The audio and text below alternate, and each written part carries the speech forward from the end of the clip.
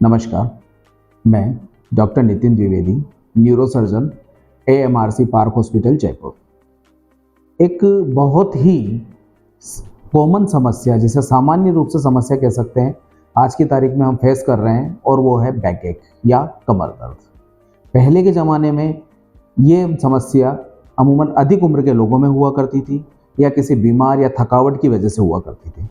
मगर समस्या का आलम यह है कि आज की तारीख में हर दूसरा व्यक्ति इस समस्या से ग्रसित है। आखिर ऐसा क्यों है? कमर दर्द होता क्या है? क्या कारण है? और अगर कमर दर्द से हम ग्रसित हैं तो पहले तो हम बचाव कैसे कर सकते हैं, और अगर ये समस्या हो तो हमें क्या करना चाहिए? जैसा कि आप सभी जानते हैं कि हमारी कमर एक हड्डी की बनी होती है, जिसे हम बैकबोन, रीढ़ की हड्डी या मेरुदंड कहते हैं।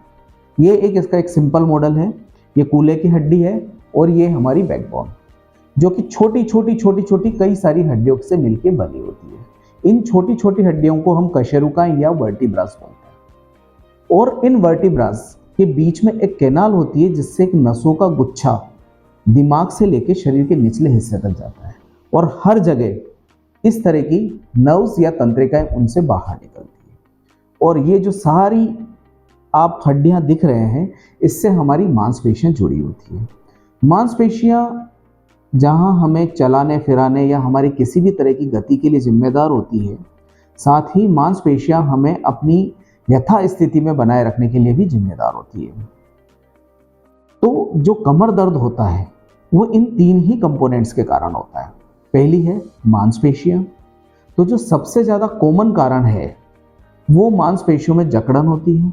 दूसरा कारण हड्डियां, अगर इसमें हड्डियों में कोई चोट लगी है या कोई फ्रैक्चर है या किसी वजह से हड्डियां घिस गई है उस वजह से।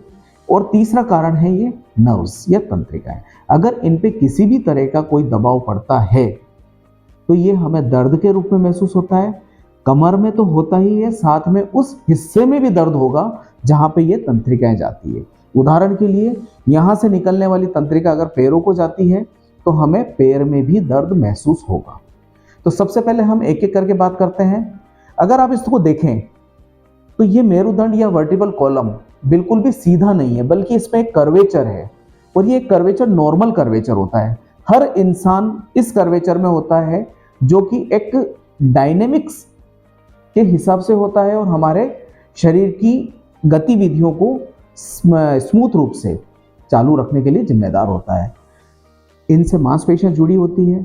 अगर हम लगातार किसी एक स्थिति में, इसी एक पोजीशन में बहुत देर तक बैठे रहते हैं या टिके रहते हैं या गलत तरीके से बैठ के काम करते हैं तो उन मांसपेशियों में जकड़न आ जाती है।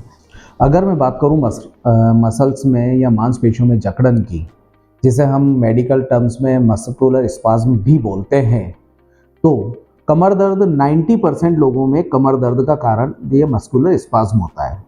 मगर और सबसे अच्छी बात ये है कि ये चीज़ रिवर्सिबल होती है। अगर इसको ट्रीट किया जाए, इस अवस्था में अगर आप समझदार से इसको ट्रीट करने की कोशिश करते हैं तो इस स्थिति को रिवर्स किया जा सकता है, वापस किया जा सकता है, और ये परमानेंट इसका इलाज भी हो सकता है। दूसरा मैंने आपको कारण बताया था कि किसी भी तरह की अगर इन हड्डियों में कोई डिफॉर्मिटी होती है, या तो वह हड्डियाँ टेढ़ी हो जाती है या वक्त के साथ ये घिसना शुरू हो जाती है। आजकल हमारा जिस तरह का खान पान है और जिस तरह का पर्यावरण है, ऑस्टियोपोरोसिस बहुत कम एज में देखने को मिल रहा है। उसकी वजह से हड्डियाँ काफ़ी कमज़ोर हो जाती है, और जब ये हड्डियाँ कमज़ोर हो जाती है तो किसी भी तरह की छोटी सी मूवमेंट से ये घिसना शुरू हो जाती है, और घिसने की वजह से ये आपस में टकराती है। टकराने की वजह से जो नर्व्स इनके बीच में से निकलती है वो कंप्रेस हो जाती है। तो इसकी भी इलाज वक्त रहते किया जा सकता है, अगर आप समय रहते कंसल्ट करें। तीसरी चीज़ मैंने आपको बताई है नर्व्स। ये सबसे बड़ा कारण होता है।